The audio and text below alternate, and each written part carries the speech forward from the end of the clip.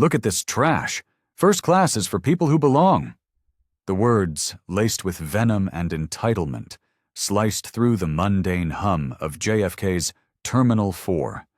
Gate agent Karen Miller, a woman in her mid-50s whose face was a permanent sneer, hissed the insult as she snatched the passport from Avery Cole's hand. The match appeared as if from nowhere, its sulphurous head scraping against the underside of the counter. A spark, a flare, and a tiny, angry flame danced in the stale airport air.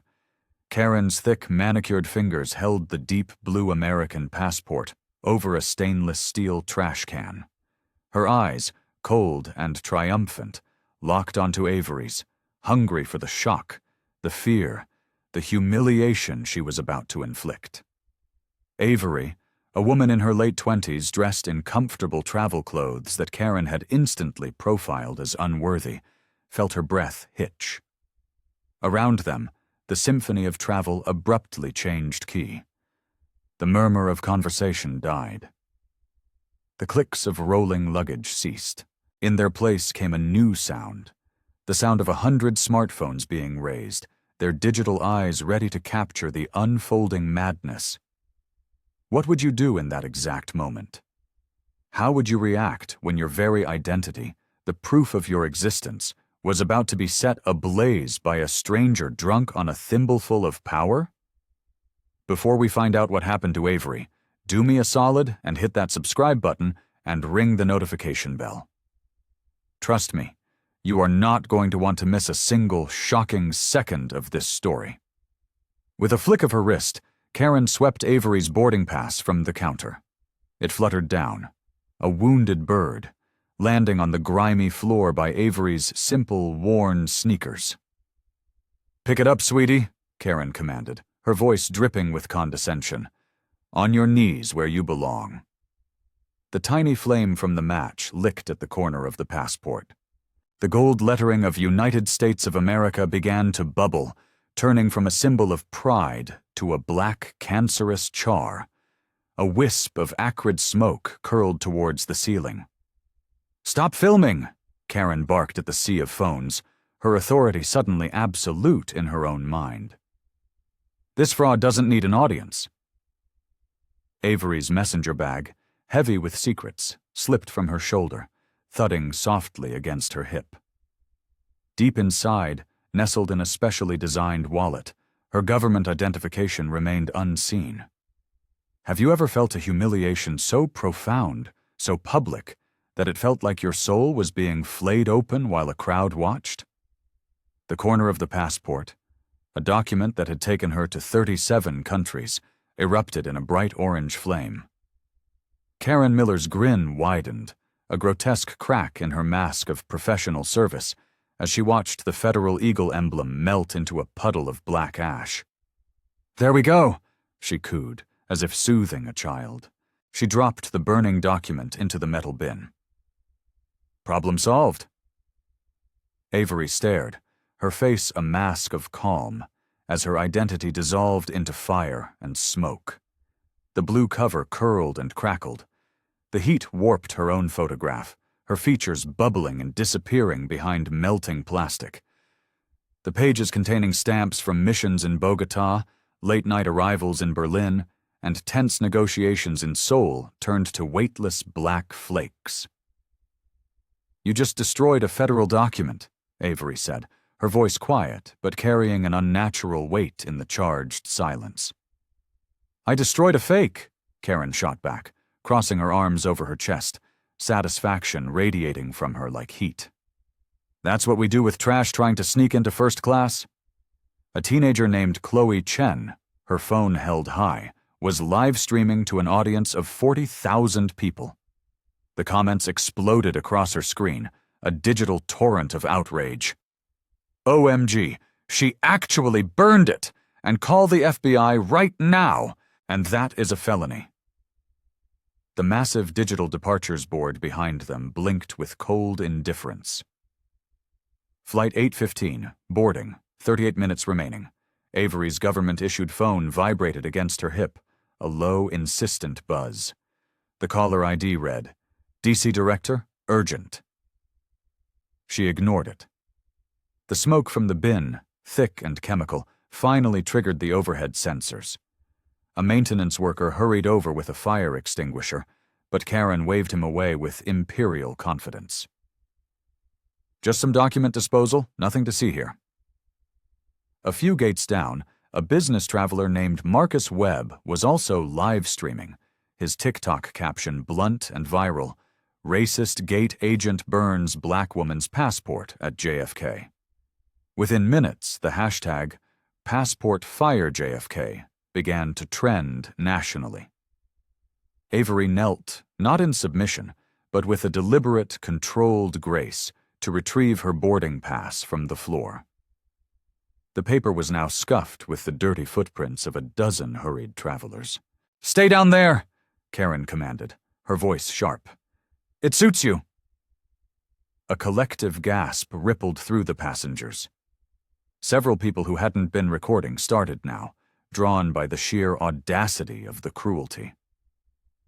Avery stood up slowly, the crumpled boarding pass in her hand. In the corner of the first-class ticket was a subtle stamp, nearly invisible unless you knew what to look for. A tiny eagle inside a circle, the mark of federal priority clearance. In her bag, her FAA chief investigator's badge remained hidden. "Ma'am, I need to board this flight," Avery said, her voice perfectly level, a calm lake in a hurricane of chaos. "Not with a pile of ashes, you don't," Karen sneered, poking at the smoldering remains with a ballpoint pen. "Look at this mess. Cheap foreign printing. Always burns fast." The pages had separated in the fire, revealing the ghost of her life's work. Visas from allies and adversaries alike curled into ash, a decade of legitimate, high-stakes government travel reduced to carbon. "I can verify my identity through the system," Avery offered, testing the next step of the protocol. "System's down," Karen lied without a flicker of hesitation. "Besides, people with fake passports probably have a whole wallet full of fake IDs. What's next? A counterfeit driver's license?" Avery's phone buzzed again. This time, Federal Air Marshal Service. Priority. The commotion had finally drawn uniformed attention. Airport Security Officer Mike Davis arrived, his expression already set to deal with a problem passenger. He saw the smoke, the crowd, the burned passport, and his brain, conditioned by years of routine, made an immediate and disastrous assumption. "What's the situation here?" he asked Karen, addressing her as the authority figure. "Fraudulent document," Karen reported, gesturing to the bin as if presenting a trophy. "This woman was attempting to board with an obvious fake. I disposed of it properly." Officer Davis peered into the ashes. He turned to Avery. "Ma'am, did you attempt to use a fraudulent document at a federal checkpoint?" "That was a legitimate, government-issued federal document," Avery replied, her voice still unnervingly calm. "Sure it was," Karen snorted. "That's why it went up like a napkin at a barbecue. Real passports have security features. They don't just catch fire." The crowd of passengers began to splinter into factions. An older woman in a string of pearls nodded at Karen. "Good for you. These scammers are getting bolder every day." But the younger passengers, led by Chloe Chen, whose viewer count had just rocketed past 100,000, were a chorus of digital fury, their comment sections demanding federal investigations and immediate termination. Avery's messenger bag shifted again as she subtly adjusted her stance. The small, heavy chain attached to her official badge was now partially visible against the dark fabric. She pulled the strap, concealing it again. Gate Supervisor Sharon Vance arrived, her face a mask of annoyance. She surveyed the scene, the smoldering bin, the security officer, the wall of phones, and Avery standing in the eye of the storm. "Karen, what in God's name happened?" "Attempted fraud," Karen announced, her chest puffing with self-importance. "I protected our airline from a potential criminal." Sharon peered into the trash can. Fragments of Avery's passport photo were still there, a charred mosaic of a face. She turned to Avery, her tone dripping with the weary disdain of a manager who just wanted the problem to disappear. "Ma'am, trying to board a flight with fake documents is a serious federal crime. We're going to have to detain you." Avery's phone rang again, a different sound this time. A sharp, piercing tone that cut through the noise. The screen flashed. "FAA emergency line." "I need to take this call," Avery stated. "You need to cooperate," Sharon snapped back. "Criminals don't get to make phone calls." The departures board updated. Flight 815. Boarding. 32 minutes remaining. Avery watched as a final piece of her diplomatic immunity page, a document that had granted her passage through some of the most dangerous places on Earth, floated up on a thermal current and disintegrated. More security officers were arriving, forming a loose, intimidating circle. They all saw the same picture: a young black woman, a destroyed document, and a confident airline employee. They all saw Avery as the threat. Karen, basking in the attention, addressed the crowd like a conquering hero. "It's always the quiet ones, isn't it? They try the biggest scams." Avery's credentials remained hidden. Her priority boarding pass remained crumpled in her hand. Her government phone continued to buzz with calls that could scramble military jets, calls she could not answer. Not yet. The fire had died down, but the smoke and the stench of injustice hung heavy in the air. Avery's identity, for all intents and purposes, now existed only as the primary evidence in a federal crime that everyone in this circle believed she had committed.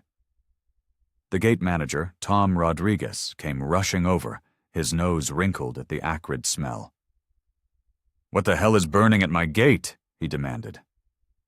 "Fraudulent document," Sharon reported, pointing at Avery. Karen caught her. "Evidence has been disposed of." Tom looked in the bin. Avery's half-melted photo stared back at him like a silent accusation. The gold Federal Eagle had pooled into metallic tears on the bottom of the can. "Ma'am," he said, his voice hard, "you brought a fake document to a federal facility. That's a very serious crime." Avery's phone vibrated violently. "Homeland Security. Priority 1. She reached for it. "Don't touch the phone," Officer Davis commanded. "Hands where I can see them." On Chloe Chen's live stream, which had just exploded past 250,000 viewers, the comments were a blur. "Destruction of evidence," one read. "That is a federal crime, and she's doing it on camera." The departures board clicked again. Flight 815.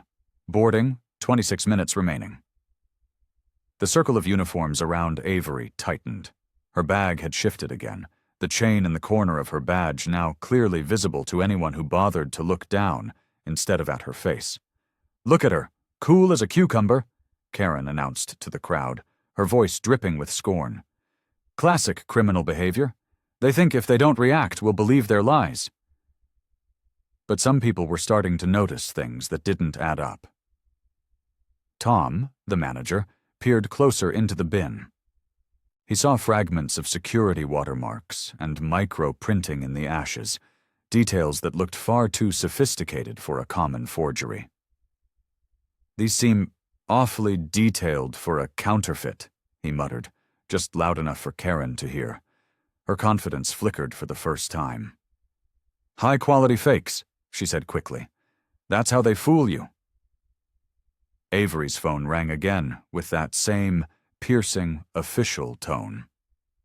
This time, a woman in military fatigue standing nearby looked up, her eyes wide with recognition. "That's a government phone," she said to her companion. "Those have specific federal alert tones." "Criminals steal government phones all the time," Karen countered, a new edge of desperation in her voice. "It's all part of the scam."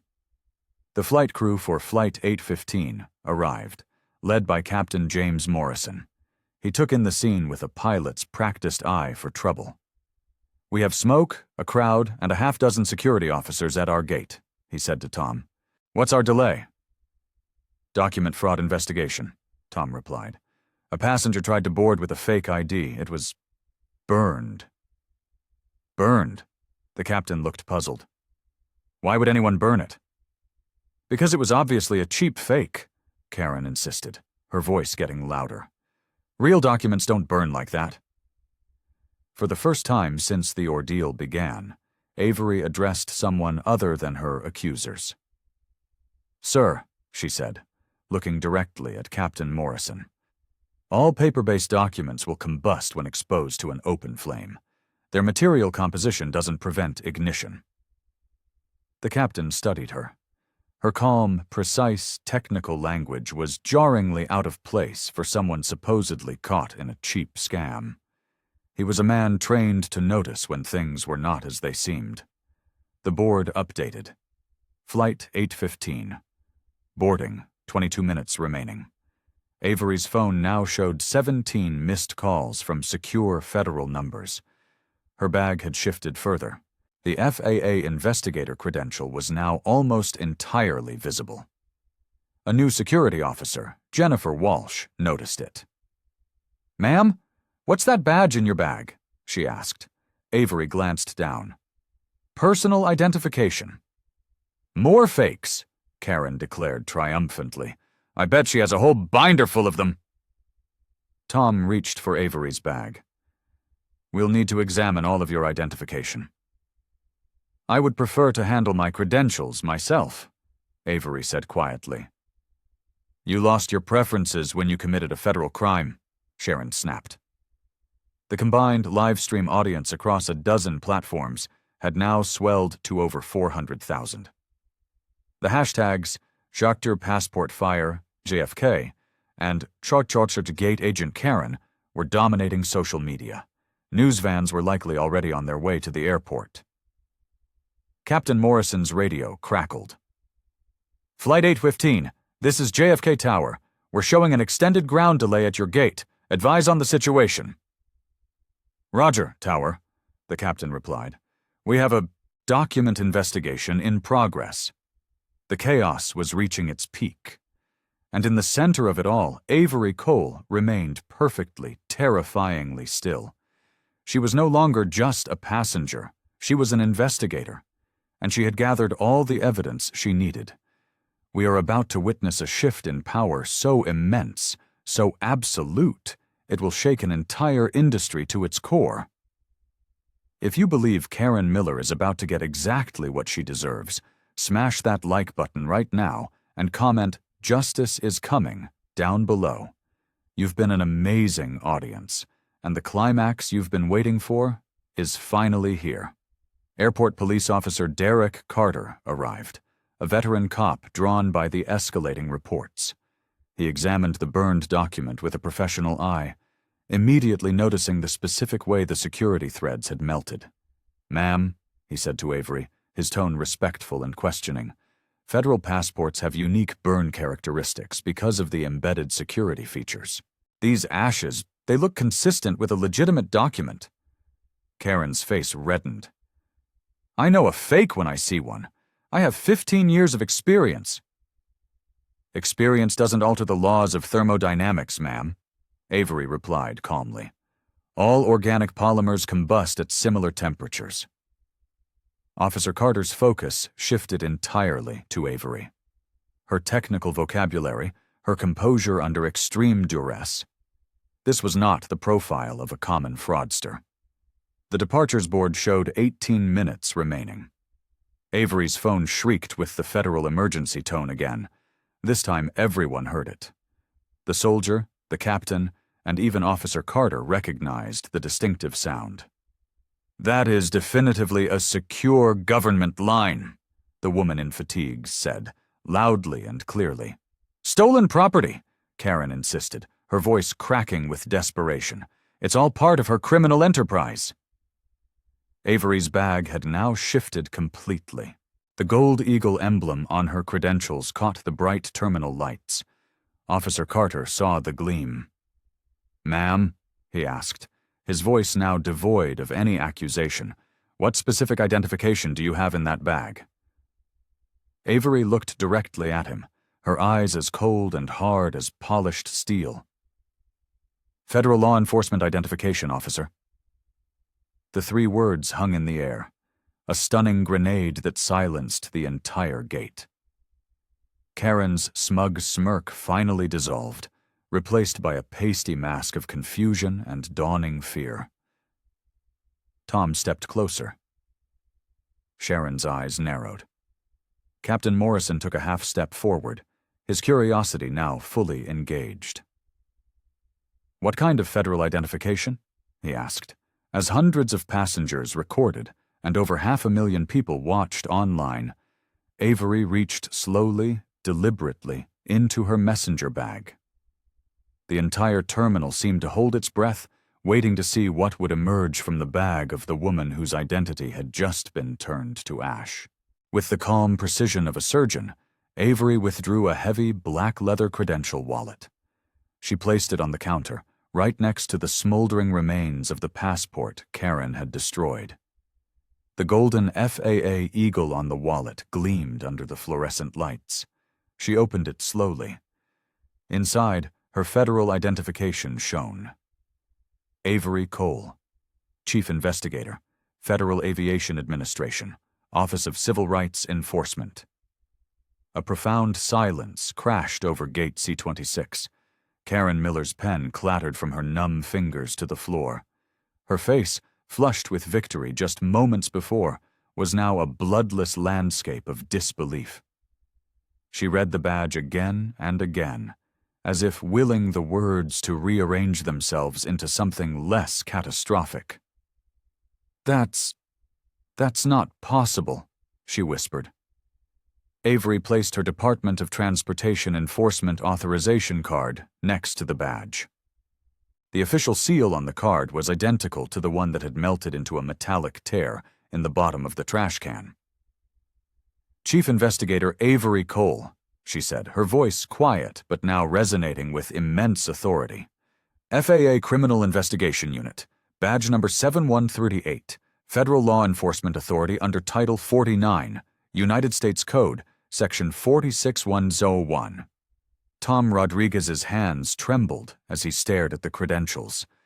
The holographic security features, the micro-printing, the authentic federal signatures. They were flawless. They were real. You're a federal agent," he breathed. "Chief Investigator," Avery corrected him softly. "And you, your supervisor, and your security team have just witnessed one of your employees commit multiple felonies during an active federal undercover investigation." Sharon Vance snatched the credentials, her hands shaking, desperately searching for some sign of forgery. But the embossed DOT letterhead was genuine. The federal prosecutor liaison contact information was real. Avery's official photo stared back, a stark contrast to the charred, melted image in the trash bin. "This has to be fake, too," Sharon said, her voice thin with panic. "More of your fraudulent documents." Avery pulled out her government-issued tablet and tapped the screen, accessing a secure federal database. "Would you like to cross-reference my credentials through the Federal Law Enforcement Officer Safety Act National Database?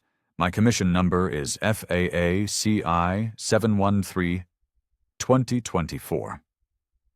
Officer Carter, recognizing the indisputable authority, stepped forward and snapped to attention. "Ma'am, on behalf of airport security, I deeply apologize for this misunderstanding." "You followed your initial protocol, officer," Avery interrupted, her voice sharp. "Ms. Miller, however," she turned her gaze to Karen, "committed multiple federal crimes on a live stream witnessed by, at last count, over 500,000 people." Karen stared at the ashes she had created, the federal seal she had melted, the government property she had so gleefully destroyed. I didn't know," she stammered, the words tumbling out. "It looked fake. The quality. It seemed wrong." Avery pulled a small, official notebook from her bag and began writing. Gate Agent Karen Miller, Employee Badge 3328, willfully and deliberately destroyed federal identification at 9:43 a.m. Eastern Standard Time. Physical evidence: passport remains secured in a metal waste bin. Witnesses: approximately 150 passengers and airport staff, plus multiple live stream audiences, currently exceeding 600,000 viewers. Captain Morrison looked from Avery's impeccable credentials to the chaotic scene and felt a wave of dawning horror. "Chief Investigator," he said, his tone one of absolute professional respect. "How can my crew and I assist your federal investigation?" "You can start," Avery said, gesturing to the bin, "by preserving the crime scene. That trash can and its contents are now material evidence in a federal criminal prosecution." On Chloe Chen's phone, the live stream viewer count exploded past 700,000. The comments were a frantic, unreadable blur. "Holy S, she's a Fed! She burned a federal agent's passport. This is the most insane thing I've ever seen live."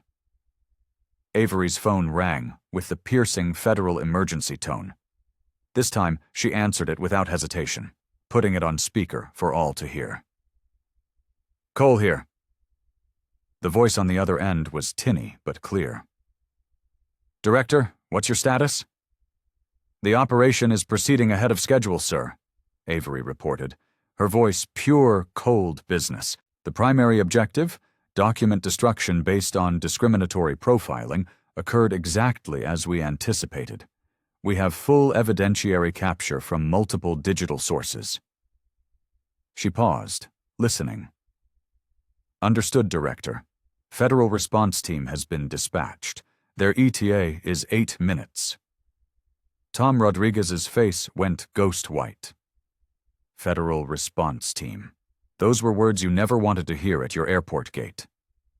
We have approximately 150 direct witnesses and, at last count, over 700,000 remote viewers via social media platforms."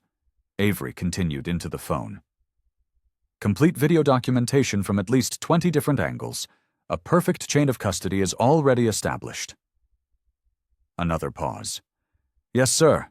It's a textbook federal crime, captured in real time, with maximum evidentiary value." Karen Miller collapsed into a nearby gate chair, the full, crushing weight of her actions finally breaking through her arrogance. "It was supposed to be fake," she whispered to herself, her eyes locked on the ash-filled bin. The document looked suspicious. It had to be fake. Avery ended her call and looked directly at Karen. "Ms. Miller," she said, her voice devoid of any emotion, "legitimate federal documents look exactly like legitimate federal documents, because that is what they are. There is no visual metric you could have used to determine its validity, because it was, and is, 100% authentic." Sharon Vance, the supervisor, frantically tried to create distance. "Chief Investigator, please understand, this was a rogue employee. This was not authorized by airline management. This was completely unsanctioned individual misconduct." Avery knelt and began carefully collecting stray ash fragments from the floor, placing them in small evidence bags she produced from her messenger bag. Federal law, under 18 U.S., Code Section 1361, doesn't make a distinction between authorized and unauthorized destruction of government property. The crime occurred. Corporate knowledge and approval are irrelevant to the criminal act itself. She pulled out her tablet and began to systematically document the scene with a digital camera, taking high-resolution photographs of the ashes, the melted seal, the stunned faces of the staff, and the sea of phones still recording.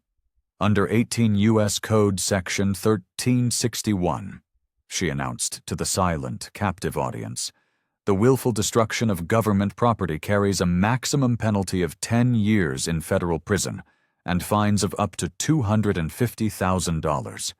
Karen's confident world had completely disintegrated. 10 years, federal prison, and, Avery added, looking up from her tablet.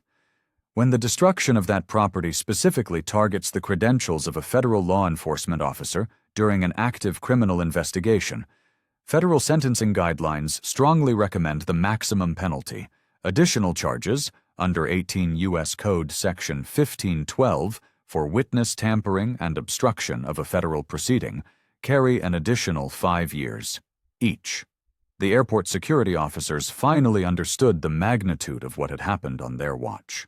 A federal agent's identity had been destroyed by an airline employee, in public, on a live broadcast. Officer Carter, his face grim, asked the question on everyone's mind. "Chief Investigator, what kind of federal investigation were you conducting here?" Avery closed her tablet and looked at him, then let her gaze sweep across Karen, Sharon, and Tom.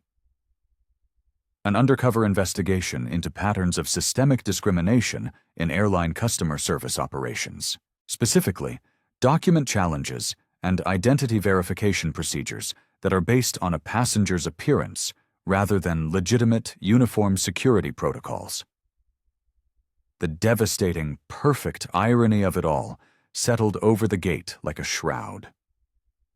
Karen Miller's bigotry, her racially motivated assumption that a young black woman didn't belong in first class, had led her to commit a felony against the very federal agent who was investigating that exact type of discrimination. The hunter had not only walked into the trap, she had built it, baited it, and sprung it on herself. A team of federal marshals in full tactical gear arrived, their heavy boots echoing on the polished terminal floor. They moved with a purpose that made the airport security officers look like mall cops. Deputy Marshal Rebecca Santos approached Avery with professional deference. "Chief Investigator Cole, we're here to execute the federal arrest warrant." Avery nodded curtly towards Karen, who sat frozen in her chair, a living statue of regret. "Karen Miller, Employee Badge 3328. Charges: federal document destruction, obstruction of justice, and interference with a federal investigation." Just then, the airline's corporate vice president, Patricia Sterling, burst through the crowd, a team of panicked lawyers trailing in her wake. Her expensive suit was rumpled from the emergency helicopter ride from corporate headquarters. "What is the precise extent of our legal exposure here?" she demanded of Tom Rodriguez. Avery answered for him, her tablet displaying the cold, hard text of federal statutes. "Under 18 U.S. Code Section 1361, your employee's willful destruction of federal property exposes her to 10 years in prison and a $250,000 fine. Your corporate liability, under the doctrine of vicarious responsibility, could easily reach $50 million in federal penalties." Patricia Sterling's face went chalk white. "$50 million? That's just the criminal exposure," Avery continued, her voice relentless. "The civil rights violations, under 42 U.S. Code Section 1983, carry potentially unlimited damages. Furthermore, the federal contract violations could trigger an immediate suspension of your airline's operating certificates at all 127 airports where you currently hold gates." The lawyers frantically typed on their own tablets, the financial catastrophe coming into focus. A senior counsel whispered urgently to Patricia. "Our annual revenue is nearly $30 billion. A full federal contract suspension would cost us close to $1 billion a month." Avery wasn't finished. "Your airline's own records show 17 prior passenger complaints filed against Ms. Miller for discriminatory document challenges over the past 14 months. Tom's hands began to shake as he realized she knew. "All 17 complaints involved passengers of color," Avery confirmed, reading from her screen. "And all 17 were dismissed by local management without a formal investigation. This establishes a clear and damning pattern of deliberate corporate indifference to ongoing civil rights violations." The federal prosecutor, Assistant U.S. Attorney David Kim, arrived. Avery briefed him with brisk efficiency. Complete video documentation from over 20 sources, sir. Over 800,000 online witnesses to the crime in real time. Physical evidence is secured, and we have 17 prior complaints establishing corporate knowledge and willful negligence. Prosecutor Kim examined the bag of ashes. A slow smile spread across his face. This isn't just a slam dunk, investigator. This is prosecutorial gold. A federal felony committed against a federal agent during a civil rights investigation, all captured on a viral live stream, with a documented history of corporate indifference. Patricia Sterling tried to intervene. "We are prepared to cooperate fully," she stammered. "Ms. Miller will be terminated, effective immediately. We will implement comprehensive mandatory anti-discrimination training for all staff." Avery looked up from her notes. "Ms. Sterling, terminating her employment does not negate the federal criminal charges. Your employee committed multiple felonies. The criminal prosecution will proceed regardless of her employment status with you." The federal marshals pulled Karen to her feet and placed her in restraints. Her crisp airline uniform was smudged with the fine gray ash from Avery's passport, the physical evidence of her crime literally clinging to her clothes. "I didn't know it was real," Karen sobbed as the handcuffs clicked shut. "I swear it looked fake to me." "Ignorance of federal law is not a defense," Prosecutor Kim informed her coldly. "You are being charged with federal crimes, which carry federal consequences."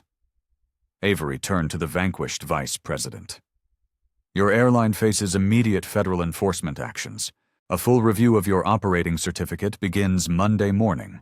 All of your gate operations nationwide are now subject to direct federal monitoring pending the outcome of that compliance review." The final bitter irony landed. Avery's original flight, Flight 815, was now listed on the board as indefinitely delayed, pending federal investigation. Karen Miller's single act of racist malice had not just grounded one passenger, it had grounded her entire airline. The hunter had become the hunted. The victim had become the prosecutor. The quiet woman in the worn sneakers was now the most powerful person in the airport, and every single devastating second of the reversal was captured in high-definition video, a permanent testament to the fact that sometimes justice doesn't just whisper, it arrives in tactical gear with a federal warrant. 3 months later, in a Chicago federal courthouse, Judge Margaret Carter's gavel fell with the sound of finality. "Ms. Karen Miller, you have pleaded guilty to the federal destruction of government property.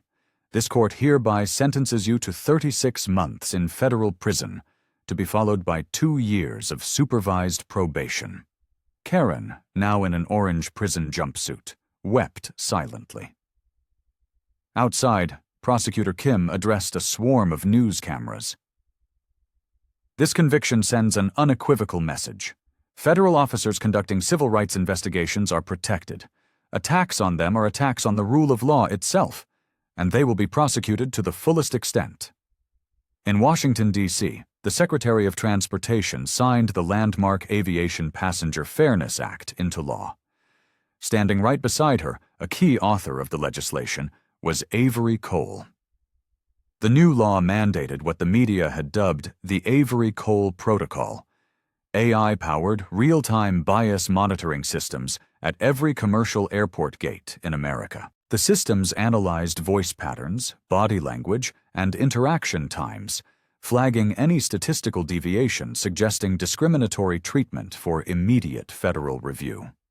Back at JFK, Gate C-26 was transformed. A small permanent plaque now read, "This gate is dedicated to the principle of equal treatment under federal law." Tom Rodriguez, in his new role as the airline's federal compliance director, oversaw a gate where every agent wore a body camera feeding directly to Department of Transportation servers. Discrimination complaints had fallen by 97%. Chloe Chen, the teenager whose live stream had changed the world, now ran a federally funded youth network training students to safely document and report civil rights abuses. "My phone," she told a conference, "became a weapon for justice." Avery Cole's office at FAA headquarters now had a new title on the door: Director, Transportation Civil Rights Enforcement Division. On her desk, a small framed fragment of her burned passport photo served as a constant reminder. Her team had grown from 12 investigators to nearly 100. Her work had expanded from aviation to rail, shipping, and public transit. The ashes of her passport had fertilized the ground for a revolution in civil rights enforcement. The lesson was brutal but clear. One woman's professional composure and deep knowledge of the law had turned a moment of profound humiliation into a catalyst for systemic, nationwide change. Brenda's attempt to erase Avery's identity had instead made her a national icon and triggered reforms that would protect millions. Discrimination still exists. It lurks in airports, in banks, in hospitals, and on our streets. But Avery's story proves that accountability is possible. Have you witnessed something that needs federal attention? Your phone, used wisely, can be a tool for justice. Document safely. Report it to the appropriate federal agencies: the Department of Transportation for travel, the Department of Justice for other civil rights violations. If this story inspired you, please share it. Subscribe to our channel for more true stories of justice being served.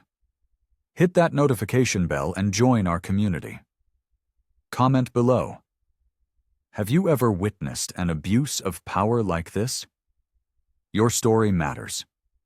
Your evidence could be the key that unlocks justice for someone else. The ashes of Avery's passport gave birth to a revolution.